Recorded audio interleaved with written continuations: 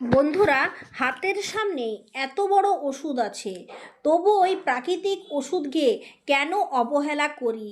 হ্যাঁ বন্ধুরা, এই টক্সিন ক্লিয়ার করে শরীরের অতিরিক্ত বাড়তি মেদকে নাশ করে, তার সাথে সাথে হজম শক্তি বৃদ্ধি করে, কাশি কফ দূর করে, মুখের দুর্গন্ধ দূর করে, তার সাথে সাথে এর এত গুণাগুণ রয়েছে যা আমাদের সবকটা জানা নেই। তবুও কেন আমরা একে ব্যবহার করি না, আজকে এই নিয়েই আপনাদের ভিডিওতে দেখাবো।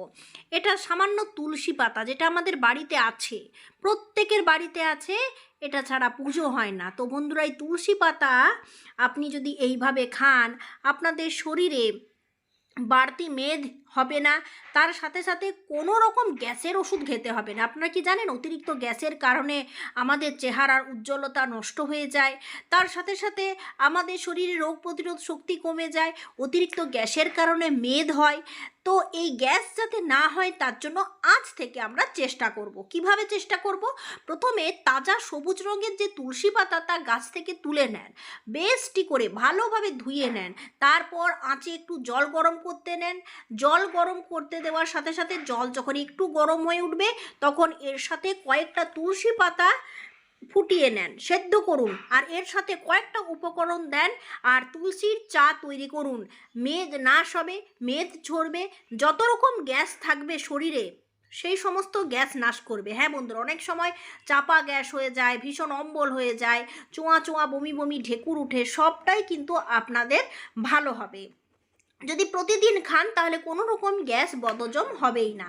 তার জন্য কয়েকটা আজওয়াইন দিয়েছি, মানে জোয়ান দিয়েছি। জোয়ান আমাদের হজমে সাহায্য করে, ক্ষুধা মন্দা হলে তা দূর করে, এবং কোনো রকম শরীরে গ্যাস হয় না।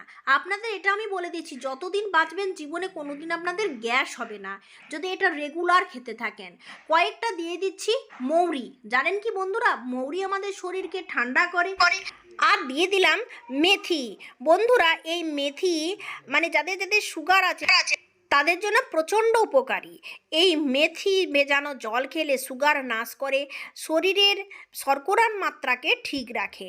হ্যাঁ বন্ধুরা, তো এই হজমে সাহায্য করে গোটা জিরে, তাই গোটা জিরেটাও এখানে আমি বাদ দিলাম না।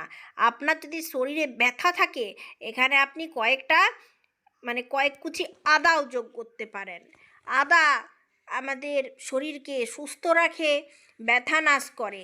যদি ব্যথা থাকে তাহলে এটা খেতে পারেন। তো বন্ধুরা, অনেক সময় গ্যাসের কারণেও প্রচণ্ড ব্যথা হয়ে যায়। দিয়ে দিলাম কয়েকটা ধনে। এই যে চাটা তৈরি করতে আপনাদের মনে হচ্ছে যে এত কিছু দিয়ে চা ফোটানো, চা করা ভীষণ কষ্টের ব্যাপার, তার থেকে বরং ওষুধ খাওয়া ভালো। কিন্তু আপনাদের আরও একটা আমি পদ্ধতি দেখাবো, যেখানে আপনাদের এই উপকরণগুলোকে ফোটাতে হবে না, আপনি সহজে এর জল খেতে পারবেন। একটু ধৈর্য ধরুন, সব দেখাবো। এত উপকরণ দিয়েছি তো, খুব ভালো করে সিদ্ধ করুন। আর সেদ্ধ করার পর এর জলটা আপনারা নিজেই দেখতে পাবেন, এই জলটা একদম পুরো হলদেটে হয়ে গেছে। আর সমস্ত উপকরণ যা যা দিয়েছি, মেথি, মৌরি, জিরে, তারপর তুলসী পাতা, সব কিছু উপকরণগুলো একেবারে ফুলে উঠবে, তখন জানবেন পুরোপুরি জিনিসটা সেদ্ধ হয়ে গেছে। যাদের যাদের কোষ্ঠকাঠিন্য ধাত আছে তাদের সহজেই গ্যাস হয়ে যায়। তো বন্ধুরা, যাদের পায়খানার সমস্যা আছে তারা একদম চোখ বন্ধ করে এই শরবতটা খেতে পারেন। হ্যাঁ বন্ধুরা, সকালবেলায় খালি পেটে এক চুমুক খেয়ে দেখুন, এর ম্যাজিকটাই আলাদা। সারাদিন বুঝতে পারবেন কোনো রকম গুরপাক খাদ্য আপনার গলায় এসে গজগজ করবে না। সত্যি কথা বলছি, একদম সাধারণ বাংলা ভাষায় আপনাদের সাথে শেয়ার করলাম। এর সাথে লেবুর রস, বিট লবণ যদি বাড়িতে থাকে অ্যাড করুন। আর দিয়ে দিলাম একটু গোলমরিচ। যাদের কাশি কফ ঠান্ডা লাগার ধাত আছে তারাও কিন্তু অল্প এর সাথে মধু যোগ করে খেতে পারেন।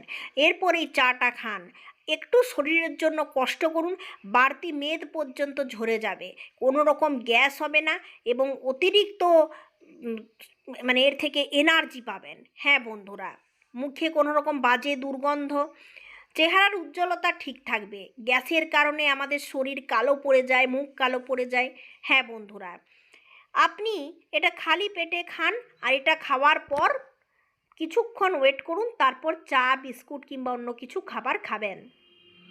এছাড়াও আপনি না ফুটিয়েও এটা কিভাবে খাবেন, রাত্রেবেলায় ঘুমানোর ঠিক আগে একটা কাপে একটু জোয়ান, একটু মৌরি, একটু ধনে আর জিরে, তার সাথে মেথি, সমস্ত উপকরণ যেগুলো আমি ফুটালাম, আর কয়েকটা তুলসী পাতা সব কিছু দিয়ে দেন। দিয়ে জল দিয়ে দেন আধ কাপ। জল দেবার পর এটা ঢেকে রেখে দেন। সকালবেলায় মুখ ধুয়ে খালি পেটে ছেঁকে খেয়ে নেন। কোনো রকম গ্যাস্ট্রিক সমস্যা আপনার শরীরে আসবে না। আরও একটা পদ্ধতি আছে, যে যে উপকরণগুলো আমি জলে ভিজালাম সেই উপকরণগুলো আপনি যদি ভেজে গুঁড়ো করে রাখেন এবং প্রতিদিন দুপুরবেলায় ভাত খাবার পরে খান, তাহলেও আপনার গ্যাসের সমস্যা হবে না। এবং এই গুঁড়ো আপনি রান্নার ক্ষেত্রেও ব্যবহার করতে পারেন। তো যেভাবে খুশি আপনি এটা খান। বন্ধুরা, গ্যাসের সমস্যা বড়ই মারাত্মক সমস্যা। আর অতিরিক্ত গ্যাসের ওষুধ খাবার হাল কি এবং এর বাজে মানে যে এফেক্টটা হয় সেটা আপনারা নিশ্চয়ই সকলের কাছে শুনে থাকবেন ডাক্তারবাবুদের কাছ থেকে। তো বন্ধুরা, এখন আমি আপনাদের একটাই রিকোয়েস্ট করব, গ্যাসের ওষুধ ছেড়ে দেন এবং শরীরকে তাজা রাখুন, এনার্জিফুল রাখুন আর শক্তিশালী করুন নিজের শরীরকে। যত রকম টক্সিন আছে টক্সিনকে ক্লিয়ার করে শরীরকে সুস্থ এবং তাজা রাখবে, এমনই এটা লিকুইড বন্ধুরা। আপনি এটা প্রতিদিন খান এবং প্রতিদিন খেয়ে আপনাকে অবশ্যই কমেন্ট বক্সে কমেন্ট করবেন আপনার শরীর কতখানি তাজা থাকলো এবং সারাদিন আপনার শরীরে কোনো রকম অলসতা, কোনো রকম আপনার শরীরে ম্যাজমেজেনি ভাব কিছুই থাকবে না। বন্ধুরা, এটা একবার ট্রাই করুন। লেবুর রসটা নামিয়ে একটু বেশি করেই দেবেন, অবশ্যই উপকার পাবেন। ধন্যবাদ।